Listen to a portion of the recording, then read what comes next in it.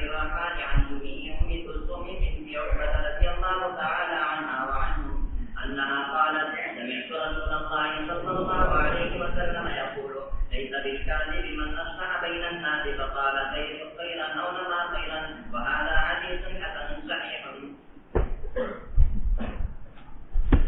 باب ما جاء في اصلاح ذات البین. دو آدمیوں کے درمیان میں حالات خراب ہیں، ان کی اصلاح کرنا، صلاح پیدا کرنا. صلاح نہیں تھی، ایک آدمی صلاح کو پیدا کرنا چاہتا ہے اور کرنے کے لیے جھوٹ بول رہا ہے. آیا یہ جھوٹ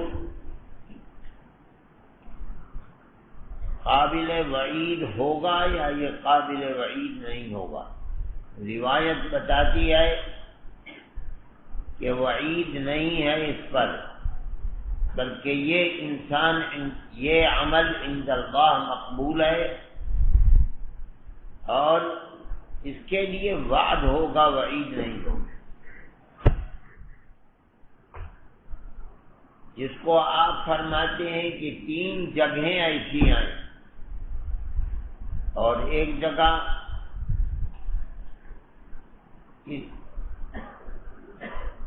فرمایا جا رہا ہے اور مؤکد طریقے کے اوپر حرف استثناء لا کر لا يصلح الكذب الا في 3.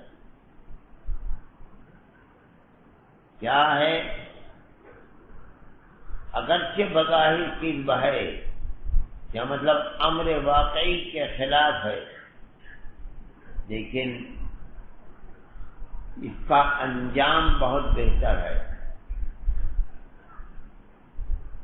اپنی بیوی کے ساتھ جھوٹ بولنا، یحدث الرجل امرأته لیرضیها،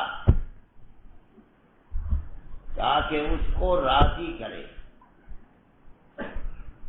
اس سے پتہ چلتا ہے کہ شوہر کے اوپر ارضاء مرأت کس درجے کے اندر لازم ہے اور عند اللہ کتنی پسندیدہ چیز ہے. اس لیے کہ ازدواجی زندگی کے اندر انجام کے اعتبار سے، مقتضیات کے اعتبار سے ارضاء مرأت، اس کا تعلق تنہا مرد اور تنہا عورتی سے نہیں ہے، بلکہ ایک امت ہے اس کے پیچھے کہ اگر ارضاء ہوگا طرفین سے تب تو زندگی آگے اچھی چلے گی اور آگے کے جو پھل ہیں وہ میٹھے ہوں گے، ورنہ نہیں ہوں گے. اس کی اولاد ہے، بیٹے ہیں، بیٹیاں ہیں، اسی گھر میں رہتے ہیں، بچپن سے لے کر کے جوانی تک، یہاں تک کہ بیٹیاں دوسروں کے گھروں میں چلی گئیں اور بیٹے دوسروں کے گھروں سے بیٹیاں لے آئے. اس ارضاء کا نتیجہ یہ ہے کہ اگر ان بیٹیوں کی تربیت صحیح ہوئی تو یہ دوسرے کے گھروں میں جا کر کے چین و سکون، عزت و آبرو کی زندگی حاصل کر پائیں گی، ورنہ نہیں. اگر ان بیٹوں کی تربیت صحیح ہوئی تب یہ اپنے اولاد کی، اپنی بیوی کی تربیت ان کے ساتھ زندگی سے ہی گزارتی. اس لیے فرماتے لیرضیها، ارضاء مرأت. اس کی اہمیت یہ ہے کہ مرد جو الرجال قوامون علی النساء قرآن کے اندر فرمایا، اس کا یہ مطلب نہیں ہے کہ کبھی سیدھے منہ بات نہ کی جائے. اس در قوامون ہونے کے باوجود اس درجے کے اندر عورت کا حق ہے کہ ارضاء کرو. اس ارضاء کے لیے اگر تمہیں جھوٹ بھی بولنا پڑے تو جھوٹ بول دو، عند اللہ مواخذہ نہیں ہوگا. اس لیے کہ تمہارے سامنے ایک تمہاری اولاد ہے، خدا جانے 100 سال چلتی ہے، 1000 سال تک یہ سلسلہ مسلسلہ چلتا رہتا ہے خاندان۔ اور تمہاری اس وقت کی خراب زندگی کا اثر ہو سکتا ہے کہ نسلوں چلتا رہے اور وبال تمہاری زندگی کے اوپر آئے گا۔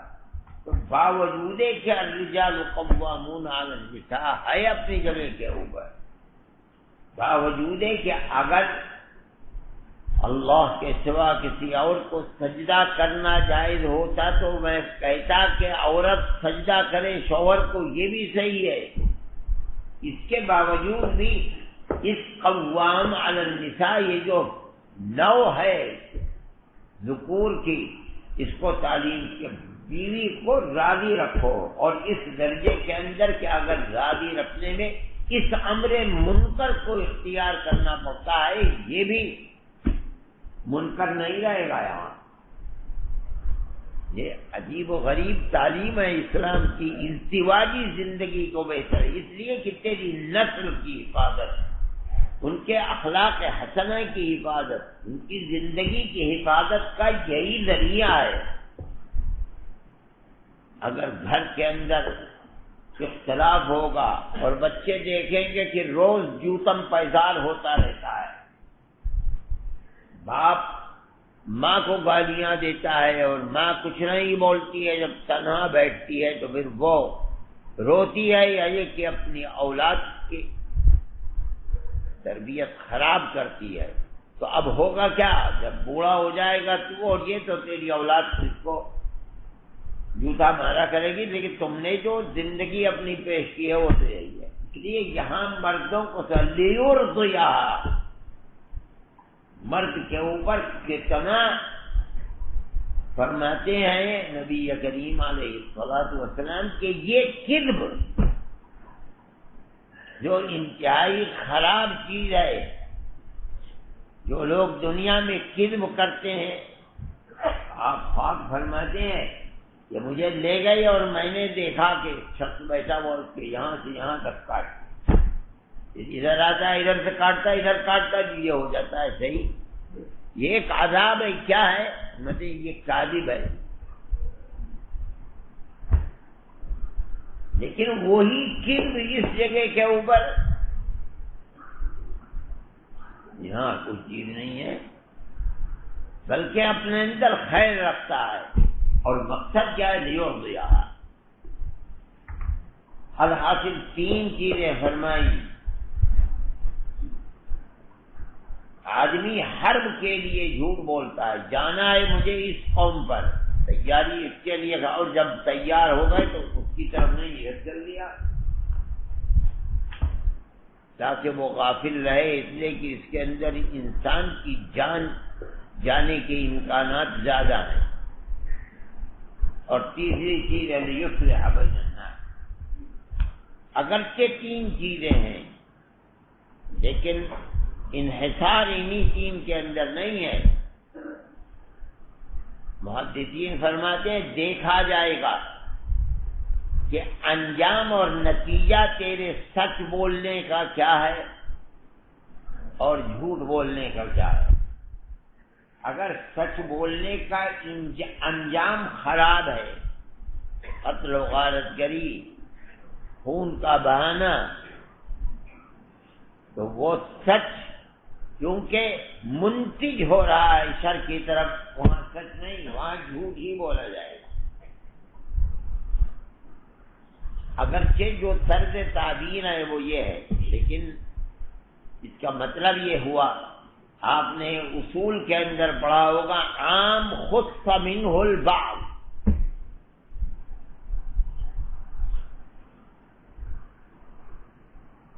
جھوٹ مت بولو، جھوٹ بولنا گناہ ہے، یہ ایک عمومی حکم ہے، اس سے ان 3 کی تخصیص کر دی گئی ہے۔ تو عام خص منہ البعض آپ نے پڑھا ہوگا کہ وہ قطعی نہیں رہ جاتا، جب تخصیص ہو گئی افراد کی، چاہے متعین چاہے غیر، امام کا مسلک یہی ہے، غیر متعین افراد کی تخصیص ہوئی ہے تو اس کا قطعی نہ رہ جانا، ظنی ہو جانا امر معقول ہے. اسے کہا جائے جاء القوم كلهم الا ثلاثہ. اب یہ ثلاثہ کون ہے متعین نہیں، ہر فرد کے بارے میں یہ بھی ہو سکتا ہے یہ الا ثلاثہ میں ہو، اور ہو سکتا ہے کہ جاء القوم کے اندر ہو. اس لیے خود بخود اس کے اندر ظنیت آ گئی. لیکن امام یہ فرماتے ہیں اگر افراد متعین بھی ہیں، جیسے کہ یہاں لا يصلح الكذب الا کے ساتھ آیا تھی، افراد متعین ہیں، وہ فرماتے ہیں اس کے باوجود ظنی ہو گیا. کیوں؟ اس لیے کہ ہو سکتا ہے وہ علت جس کی بنیاد پر ان تین کا اخراج کیا گیا ہے، استثناء کی گئی، ہو سکتا ہے وہ علت کسی فرد رابع کے اندر بھی پائی جائے، خامس کے اندر بھی پائی جائے.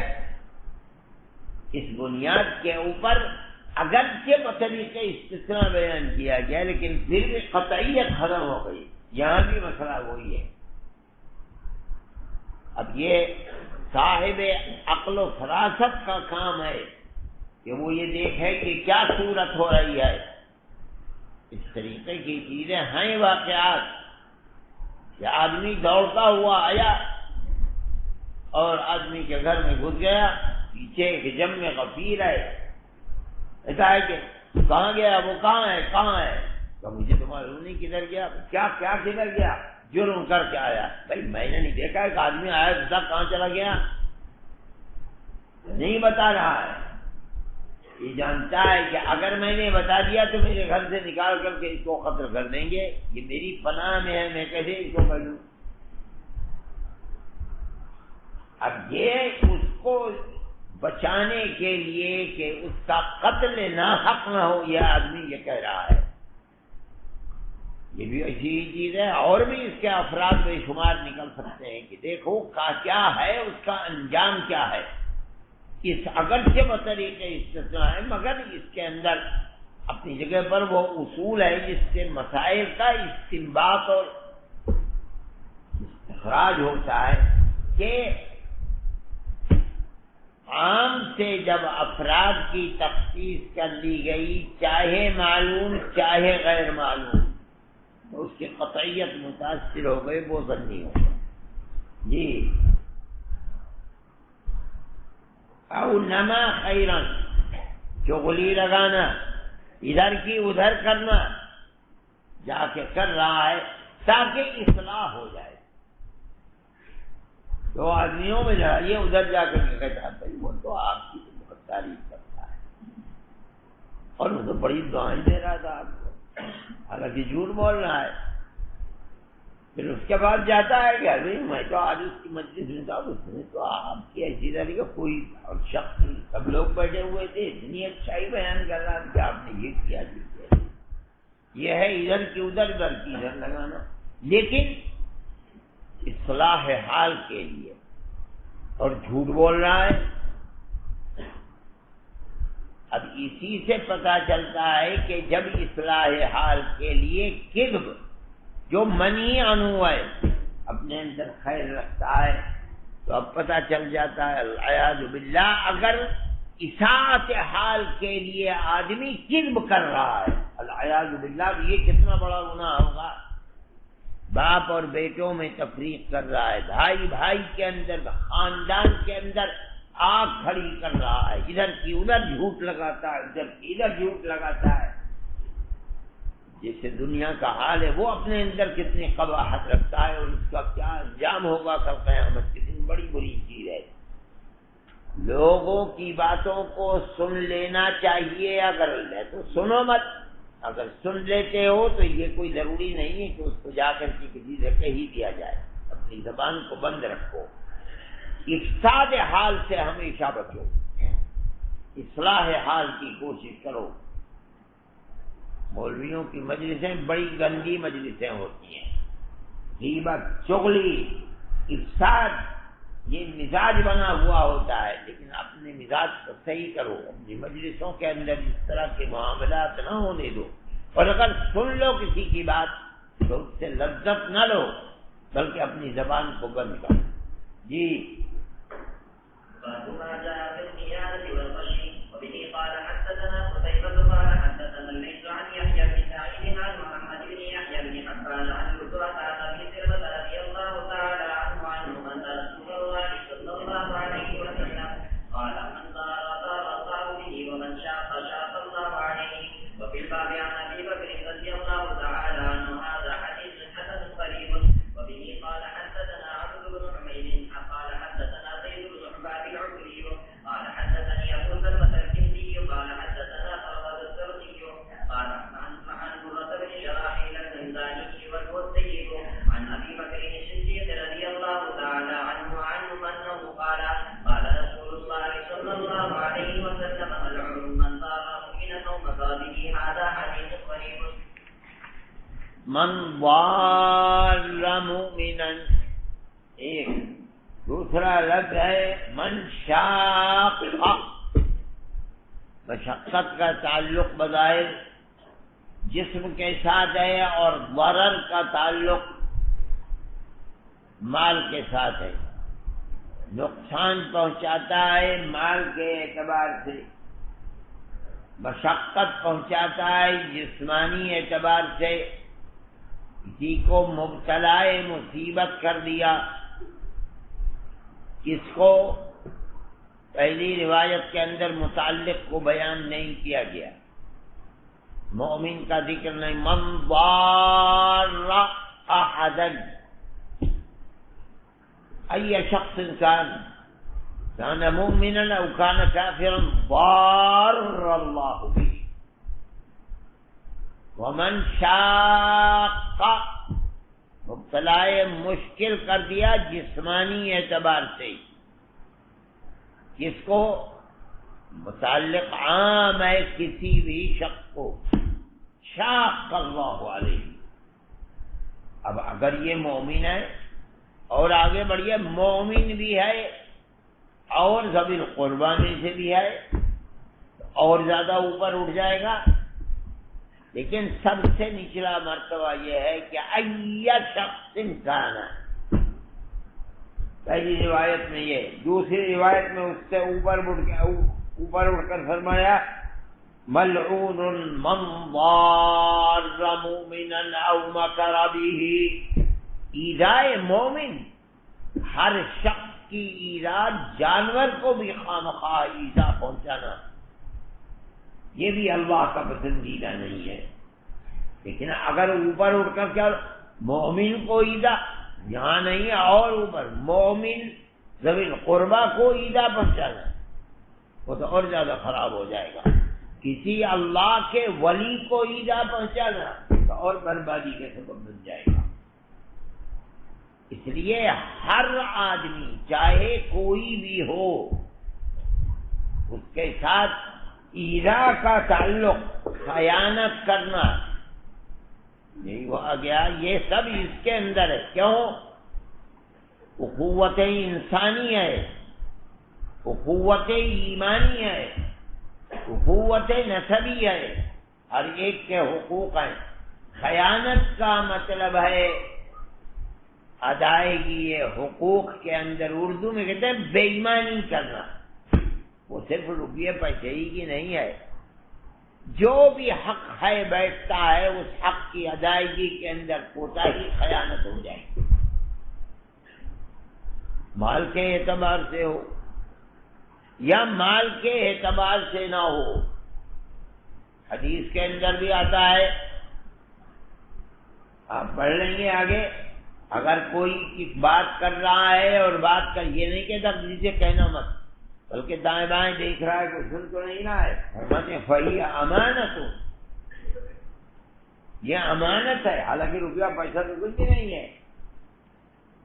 فرماتے ہیں من ولی من امور المسلمین شیئا، کوئی متولی بنا دیا گیا،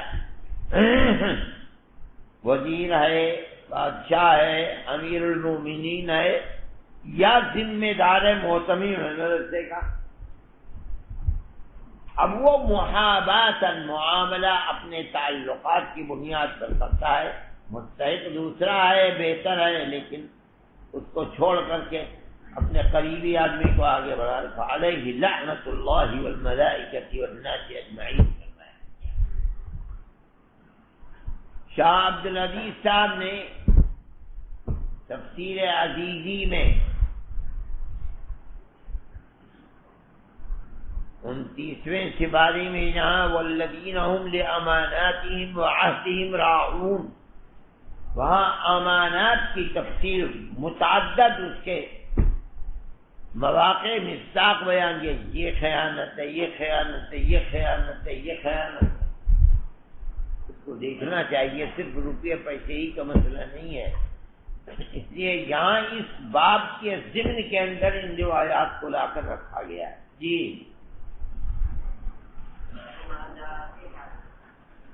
باب ما جاء في حق الجوار. وبه قال حدثنا محمد بن عبد الله قال حدثنا سفيان عن داود بن شاكور وبشير بن اسماعيل عن مجاهد ان عبد الله بن عمرو حدثه شاكر رضي الله تعالى عنه عنه ذبحت له شاة في أهله فلما جاء قال أتيتم لجارنا اليهودي سمعت رسول الله صلى الله عليه وسلم يقول ما زال جبريل يوصيني بالجار حتى ظننت أنه سيورثه.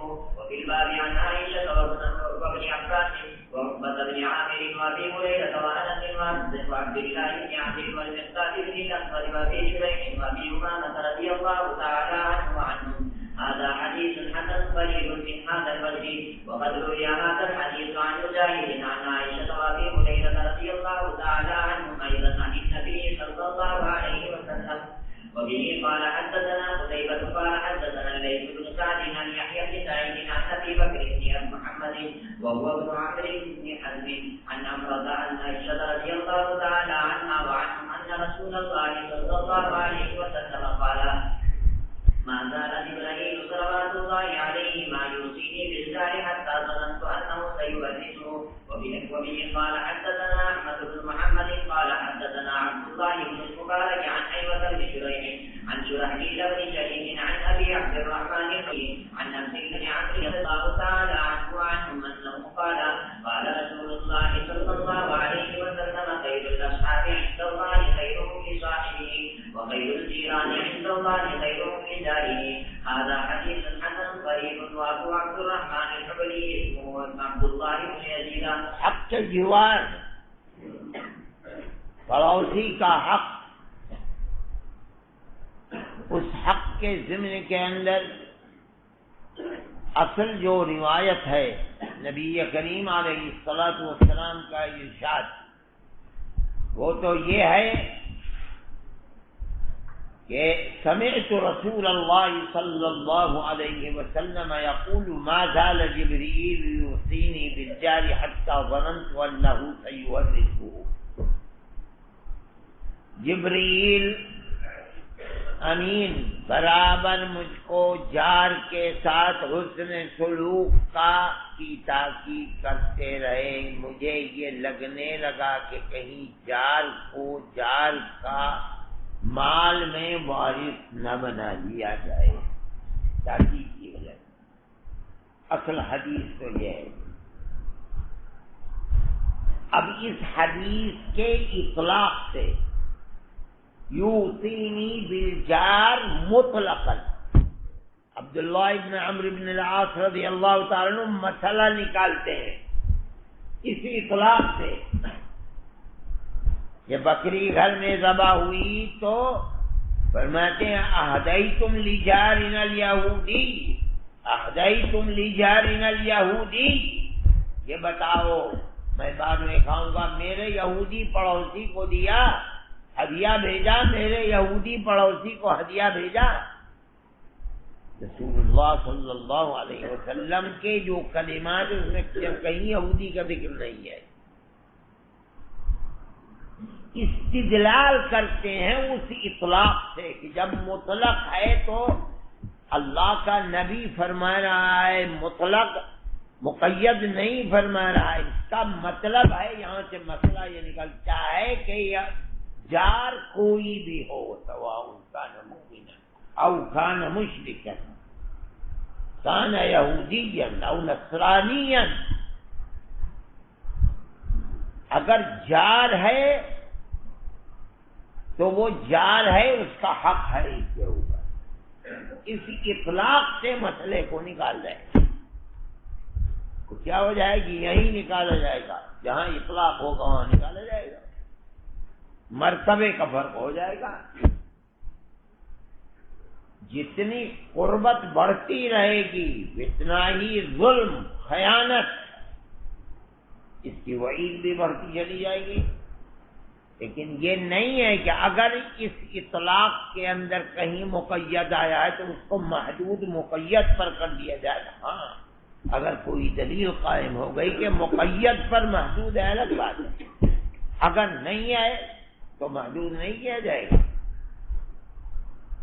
اس چیز کو سمجھنا چاہیے، یہاں اللہ کا نبی نہیں فرما رہا ہے کہ جار یہودی ہے، کہ جار نصرانی ہے، کہ جار ہندو ہے، کسی مذہب کو ماننا نا، وہ تو ایک عام حکم ہے، ما زال جبرائیل یوصینی بالجار، اس اطلاق سے مسئلے اس جزئیہ کو نکالا ہے، اور نکال کر سب سے پہلے خود اپنے آپ کو مقید فرما رہے ہیں۔ جی اخیر روایت میں ہے خیر الاصحاب عند اللہ خیرهم لصاحبہ وخیر الجیران عند اللہ خیرهم لجارہ، اپنے صاحب کے لیے جو بہتر ہے مصاحبت، دوستی، آپس میں رہن سہن، اٹھنا بیٹھنا، جو خیر اپنے اندر رکھتا ہے اللہ کے یہاں، تو خیر لصاحب ہی ہونا چاہیے۔ جو صاحب کیا مطلب؟ بڑی واضح بات ہے، اپنے ساتھی کو منکر سے بچا، معروف کی تلقین کر، مصیبت کا شکار ہو اس کے ہاتھ کو پکڑ، پریشانی ہو اس کو دور کر، یہی اسباب ہیں خیریت کے۔ اس لیے اگر آدمی چھوڑ دے، کوئی منکر کے اوپر نکیر نہیں کرتا ہے، معروف کی تلقین نہیں کرتا ہے، تو یاد رکھو یہ جو خیریت ہے اس خیریت کی نفی ہو جائے گی۔ جب ہی ہوگی جب اپنے دوست کو بچاؤ، جہنم سے بچاؤ اور دنیا کی تکلیفوں سے بھی بچاؤ، مگر کوئی کرتا ہی نہیں ہے۔ اب تو امر معروف نہیں انل منکر، یہ تو ایک ایسا ہو گیا جیسے بھولی بسری چیز ہے، بلکہ مخالفت کرتے ہیں۔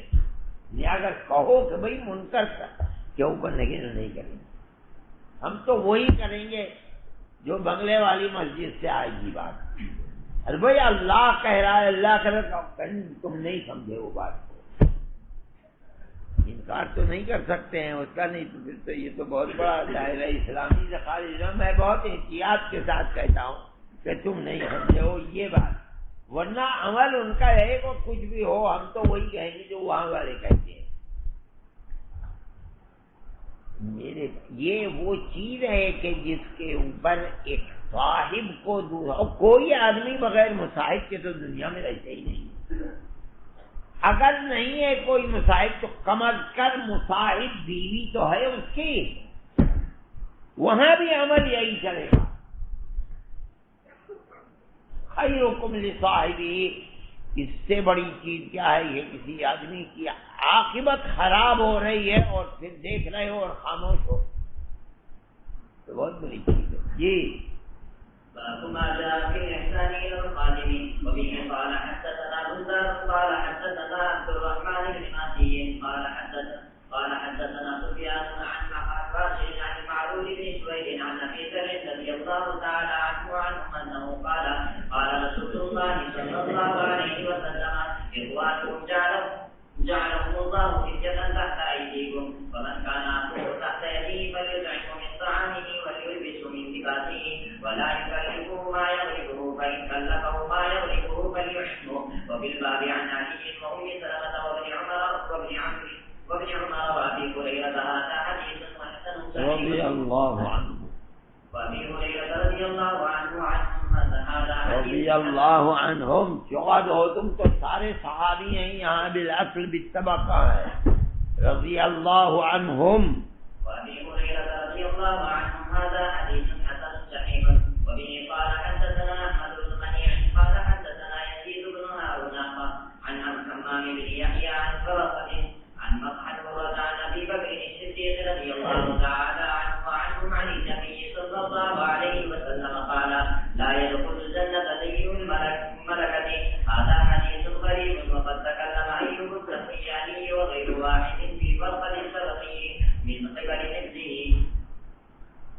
زر خرید غلام، اس بیچارے کا تو کوئی حق ہی نہیں ہوتا ہے، اس کے اندر یہ بھی ہمت نہیں ہوتی ہے کہ وہ زر خرید آئے تو اس کے سامنے نگاہ اونچی کر سکے، بیٹھ سکے. اللہ کے نبی ان حالات کے اندر جو زر خرید غلام کے ساتھ معاشرے میں پائی جاتی تھیں، فرماتے ہیں تمہارا معاملہ ان کے ساتھ کیسا ہونا چاہیے؟ فرماتے ہیں کیا ہے؟ جیسے تم اپنی ماں کے پیٹ سے پیدا ہوئے ویسے ہی تو وہ بھی ہے، لیکن یہ اللہ کی حکمت ہے کہ اس نے ان جوانوں کو تمہارا مملوک بنا دیا. جعلهم اللہ فتیۃ تحت ایدیکم فمن کان اخوہ تحت، جان لو وہ اگرچہ مملوک ہے تو تمہارا بھائی، اخوت انسانی، تم اور وہ دونوں ایک ہی ماں باپ کے بطن سے تو پیدا ہوئے ہو. فَلْيُطْعِمْهُ مِنْ طَعَامِهِ وَلْيُلْبِسْهُ مِنْ لِبَاسِهِ، جو خود پہنتا ہے اسے بھی پہنائے، جو خود کھاتا ہے اسے بھی کھلائے. ایسی روایات مسلم کے اندر ہیں کہ صحابی اوپر کا لباس کسی رنگ کا، نیچے کا کسی رنگ کا، اور غلام کا بھی اسی طریقے کا. دوسرے نے کہا کہ سرکار اگر آپ اس کا ایک طرح کا لباس بنا دیتے، اپنا ایک طرح کا بنا دیتے تو زیادہ اچھا. اگر ہم ایسا کرتے تو فَلْيُلْبِسْهُ مِنْ لِبَاسِهِ کا تو مصداق قائم نہ ہوتا. اسے جیسا ہم پہنتے ویسے اس کو پہنایا ہم نے. یہ قرون اولیٰ کے جو تربیت فرمائی تھی نبی کریم علیہ الصلوۃ والسلام، صحابہ کا کمال یہ ہے کہ آپ نے زبان سے جو فرمایا، آپ نے جس عمل کو پیش، انہوں نے اس کو اپنی زندگی کے اندر کیا. فرماتے ہیں وَلَا يُكَلِّفُهُ مَا يَغْلِبُهُ، ایسی تکلیف بوجھ ان پر نہ ڈالو کہ جو وہ کر نہ سکیں. بچہ ہے، تم جوانوں کا کام اس کے سپرد کر، بوڑھا ہے، تم نے جوانوں کا کام اس کے سپرد کر دیا. اگر کر دیا تو فَلْيُعِنْ فَإِنْ كَلَّفَهُ مَا يُغْلِبُهُ فَلْيُعِنْهُ، مدد کر اس کی، اس کے ساتھ اس کو تکلیف میں مبتلا نہ کر. جب غلاموں کے ساتھ یہ معاملہ ہے تو پھر اپنی بیوی کے ساتھ، اپنے گھر میں رہنے والوں کے ساتھ کس طرح اس کے خلاف معائی ہو تو آزاد ہیں. اس لیے کسی کو بھی تکلیف ما لا یطاق، اگر کر رہا ہے اور دیکھ رہا ہے یہ اس کے بس کی بات نہیں، اپنے ساتھ تعاون کرنے کے لیے کھڑے ہو جاؤ. نبی کریم علیہ الصلوۃ والسلام سفر کے اندر لوگوں کے سپرد کرتے ہیں، اپنے سپرد بھی آج میں لکڑیاں چن کر کے لاؤں گا. نہیں ہے کہ مولانا صاحب ہیں بھائی، ہم اگر کسی کا انتخاب ہو گیا ہے معاون المدرس کے لیے، بھائی جاؤ کتابیں لے آؤ، ختم مسئلہ. کتابیں نہیں لائے گا، اپنے شاگردوں میں سے کسی کو ساتھ لے کر کے جائے گا. چلو بھائی کتابیں لے کر کے، میں تو مدرس ہو گیا، میں کیسے اٹھاؤں کتاب؟ حضرت جب پہلا سن 28 کے اندر دارالعلوم کا جشن سالانہ ہوا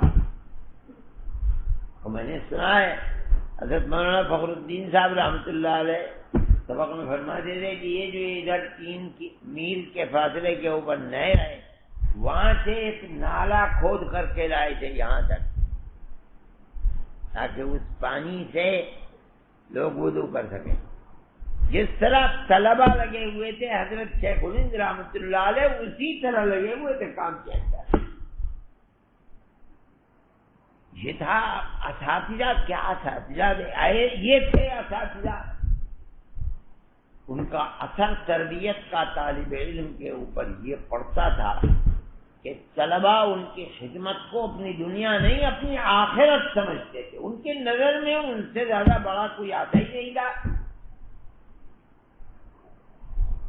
حضرت رحمۃ اللہ علیہ کے جو والد تھے ان کے شیخ تھے مولانا فضل الرحمان صاحب گنج مراد آبادی.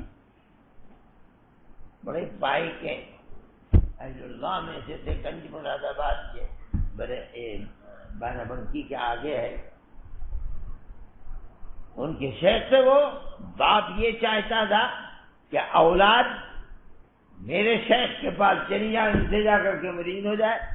اولاد کہ ہماری نظری میں کوئی نہیں آتا تو ہم کیسے چلے جائیں وہاں. حضرت شیخ الہند رحمۃ اللہ علیہ کے جوتے سیدھے کرنے کے بعد ان کے طریقے کو دیکھ کر کے یہ وہی وہ گمان میں نہیں آئی کہ ہم ان کو چھوڑ کر کے کہاں جائیں گے. چنانچہ نہیں گئے اور سب کے سب اسی خانقاہ اور اسی غلامی کے اوپر پڑے رہے. مالٹا کی جیل میں حضرت رحمۃ اللہ علیہ کا کوئی معاملہ نہیں تھا. حضرت تو سیاست میں تھے ہی نہیں. لیکن جب حضرت شیخ الہند رحمۃ اللہ علیہ گئے تو حضرت نے جو ارباب حل و عقد تھے شریف مکہ کے ان سے یہ کہا کہ بھئی اصل قصور تو میرا ہے. غالب پاشا سے تو میں نے ملایا ہے, تقریر میں نے کی ہے, جو عہد و پیمان ہوئے ہیں, جو خطوط ملے ہیں وہ تو میں نے دیے ہیں. جب مجرم تو میں ہوں, حضرت تنہا کیسے جائیں گے, مجھے پکڑواؤ. چنانچہ حضرت رحمۃ اللہ علیہ نے اپنے آپ کو خود گرفتار کروایا تاکہ حضرت شیخ الہند تنہا نہ رہے. یہ اساتذہ تھے اور ان اساتذہ کے یہ غلام تھے خدام. میں نے حضرت شیخ الہند رحمۃ اللہ علیہ کی صاحبزادی تھی, ہم انہیں پھوپھی اماں کہا کرتے تھے. میں نے ان سے سنا کہ جب تمہارے ابا آئے تو ہمارے ابا نے ہماری اماں سے یہ کہا, انہوں نے پوچھا حالات کیا ہیں, تو فرمانے لگے کہ میرے کوئی اولاد نرینہ نہیں ہے, اگر ہوتی بھی تو مجھے اتنا آرام نہ پہنچاتی جس طرح مولوی حسین احمد نے پہنچایا ہے. میں کہتا ہوں اساتذہ کا یہ کردار تھا کہ طلبہ چل رہے ہیں, شیخ الہند بھی کھود رہے ہیں زمین کو, اور ہر شیخ الہند ماننے لگی کہ جب یہ کہا تو چونکہ بچپن میں تو گھر میں جایا کرتے تھے, خطوط لکھا کرتے تھے, مشہور تھے منشی, عورتیں خط لکھنا نہیں جانتی. دیکھا میں تو حسین احمد کو چوموں گی. فرمایا اب تو وہ جوان ہو گیا, بڑا ہو گیا. تم کہتے جب اصرار بڑھا تو کہنے لگی کہ اچھا میں ترکیب نکالتا ہوں. پردہ کرایا, بیٹھانا چارپائی کے اوپر, ان کے اوپر ایک چادر ڈال دی. میں اب تم اس کے اوپر سے چوم لو. اساتذہ کا یہ تعلق, یہ تربیت کی. پھر اس کے بعد طلبہ ایسے کی جان دیا کرتے تھے ان کے اوپر. اور بے تکلف یہ نہیں ہے کہ استاد کے سامنے کچھ نہ بولیں, بے تکلفی کی زندگی ہوا کرتی. اب وہ چیز دونوں طرف سے ختم ہو گئی, نہ تو ویسے اساتذہ باقی رہے نہ ویسے طلبہ ہی رہ گئے. جی لا يدخل الجنت فإن كلفه ما يغلبه فليعنه. وہ جو کھودنا تھا وہاں سے یہاں تک وہ یہی ہے, فإن كلفه ما يغلبه فليعنه. شیخ الہند اعانت کر رہے ہیں. فرماتے ہیں لا يدخل الجنت سیء الملک. جو ملکیت خراب ہے, کیا مطلب مملوک کا حق ادا نہیں کرتا, ظلم کرتا ہے, جنت میں نہیں جائے گا. تو حقوق العباد میں سے ہے. سیء الملک ملکیت خراب, کیا مطلب حقوق ادا نہیں کرتا ہے, جانور سے لے کر آدمی تک. مرغی پالتا ہے اس کا حق نہیں، بکری پالتا ہے اس کا حق نہیں دیتا، گائے پالتا ہے اس کا حق نہیں دیتا، بھینس پالتا ہے اس کا حق نہیں دیتا ہے، سیئ الملکہ ہے، انسان کا حق نہیں ادا کرتا ہے، سیئ الملکہ ہے، لا يدخل الجنت۔ بڑی شدید وعید ہے۔ حقیقت یہ ہے کہ حقوق العباد کے سلسلے میں اسلام نے جتنی تاکید فرمائی، آدمی یہ سمجھتا ہے کہ ایمان اور عبادات کے بعد کسی چیز کی ضرورت نہیں۔ جی وبه قال حدثنا احمد بن محمد قال حدثنا عبد الله عن بديل بن غزوان عن ابي عن ابي هريره رضي الله تعالى عنه انه قال ابو القاسم صلى الله عليه وسلم نبي التوبه من طلب مملوكه بريئا مما قال له اقام الله عليه الحد يوم القيامه الا ان يكون كما قال. هذا حديث حسن صحيح. وفي الباب عن سويد بن مقرن وعبد الله بن عمر وابن ابي نعم وعبد الرحمن بن ابي نعم البجلي رضي الله تعالى عنه يكنى بالحكم. وابن قال حدثنا محمد بن غيلان قال حدثنا محمد قال حدثنا سفيان عن الاعمش عن ابراهيم التيمي عن ابي مسعود رضي الله تعالى عنه قال انه قال كنت ادرك مملوكا لي فسمعت قائلا من قلبي يقول اعلم ابا مسعود فالتفت فاذا انا برسول الله صلى الله عليه وسلم فقال لله اقدر عليك منك عليه. قال ابو مسعود فما تركت مملوكا لي بعد ذلك. هذا حديث حسن صحيح. وابراهيم التيمي وهو ابراهيم بن يزيد بن شريك رضي الله تعالى عنه. باب النهی من ضرب الخدام وشتمهم. خادم سے مراد وہی اگر خرید غلام ان کو مارنا، ظالم گلوچ کرنا.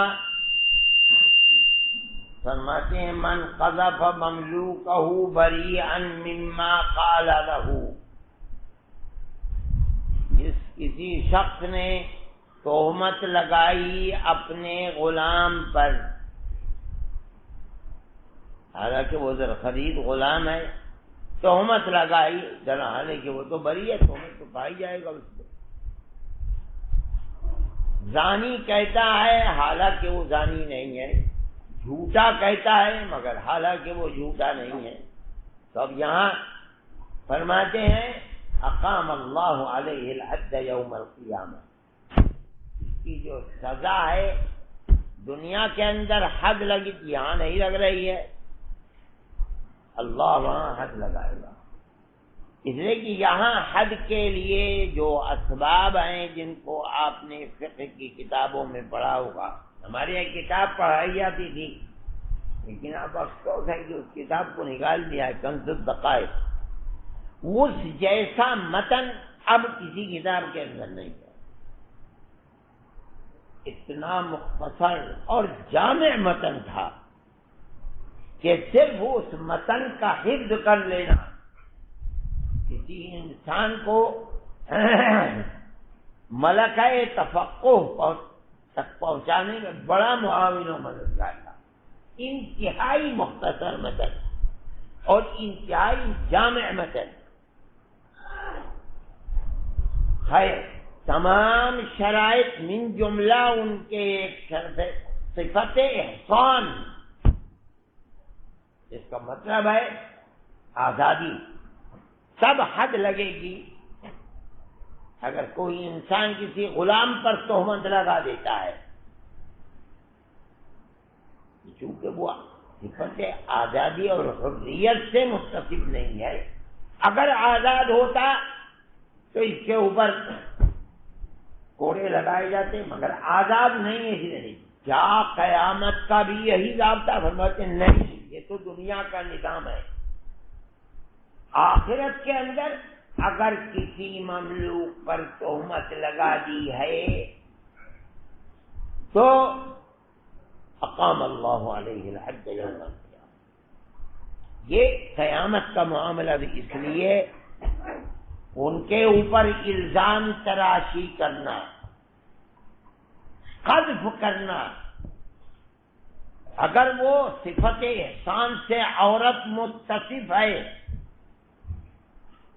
تب تو قذف کرنے والے کو حد قذف لگا دی جائے گی، لیکن اگر وہ صفت احسان سے متصف نہیں، حد نہیں لگائی جائے گی، لأنها مملوکۃ۔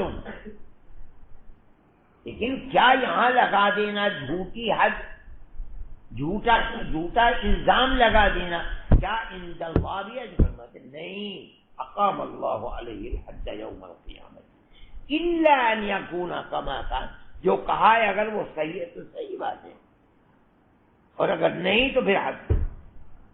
فرماتے ہیں ابو مسعود کہ میں اپنے ایک غلام کو مار رہا تھا، میں نے پیچھے سے آواز سنی، اعلم، سنو جنو کیا کر رہے ہو، کیا کر رہے ہو؟ میں نے مڑ کے دیکھا تو نبی کریم علیہ السلام، فَإِذَا أَنَا بِرَسُولِ اللَّهِ صلی اللہ علیہ وسلم، فرمایا لَلَّهُ أَقْدَرُ عَلَيْكَ مِنْكَ عَلَيْهِ، جو تجھے اس پر قدرت ہے اور تو مار رہا ہے اور یہ مر رہا ہے، پٹ رہا ہے، اللہ کو تیرے اوپر اس سے زیادہ قدرت ہے۔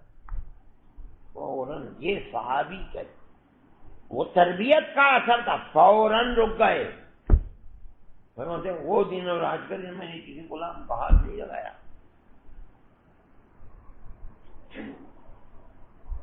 لیکن غلام تو غلام ہی ہے بھائی، تم سکھلاتے ہو، تربیت دیتے ہو، اولاد کو پڑھاتے ہو، لکھاتے ہو، وہ جانتا ہے کہ خیر کیا ہے، شر کیا ہے۔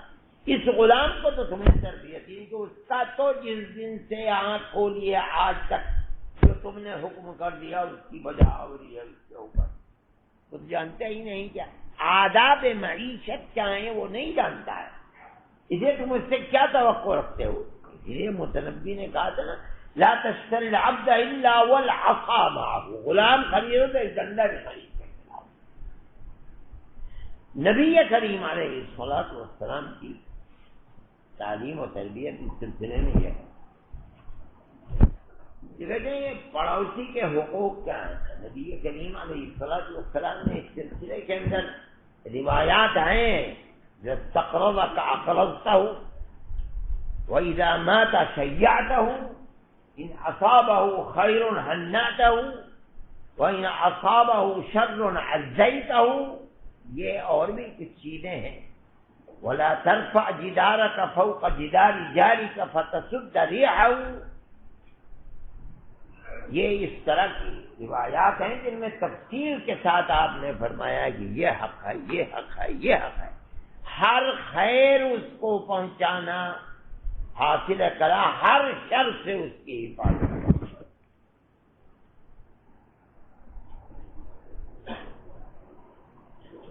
نبی کریم علیہ الصلوۃ والسلام تواب ہیں، اس لیے نبی جو توبہ کہا گیا ہے، آپ کو آپ کی خاص صفت کا ذکر کیا گیا ہے۔ جس کی دیکھ بھال اس کی اولاد نہیں کرتی اور اس کا کوئی دوسرا چارہ نہیں ہے تو کیا اس کی امداد صدقہ وغیرہ سے کی جائے؟ اگر وہ محتاج صدقہ ہے تو کی جائے گی، جس کا مطلب صدقہ واجبہ، اگر وہ عورت بنو ہاشم ہے تو صدقہ واجبہ نہیں دیا جائے گا، اپنے جو اپنے بچوں پر اپنے اوپر خرچ کرتے ہو دو، اگر اولاد نہیں کرتی ہے، تم پڑوسی ہو، تمہارے اوپر حق ہے اس کا دو، تم اس کے ساتھ اچھا معاملہ کرو۔ خادموں کو نوکروں کے ساتھ اپنا پکایا ہوا کھلاتے، اپنا پہنا ہوا کھلاتے تو وہ بالکل اپنے آپ کو ان کے در تکبر مستی نہیں، یہ تو آپ کی تربیت کی خرابی ہے، آپ کا حسن عمل یہ ان کے دل و دماغ پر اثر انداز بھی تو ہو سکتا ہے۔ آپ اگر ان کے ساتھ اچھا سلوک کریں گے اور اس کے ساتھ ساتھ تربیت بھی ان کی کریں گے تو وہ آپ کی قدردان ہوں گے اور خیر کے دروازے ان کے لیے کھلیں گے۔ یہ بھی تو ایک صورت ہے۔ اگر یہ سمجھا جاتا ہے کہ اگر ان کے ساتھ اچھا سلوک کریں گے تو وہ آپے سے باہر ہو جائیں گے، تو یہ ہماری خراب تربیت کا اثر ہے۔ اچھی تربیت کیجیے تو کیوں آپے سے باہر؟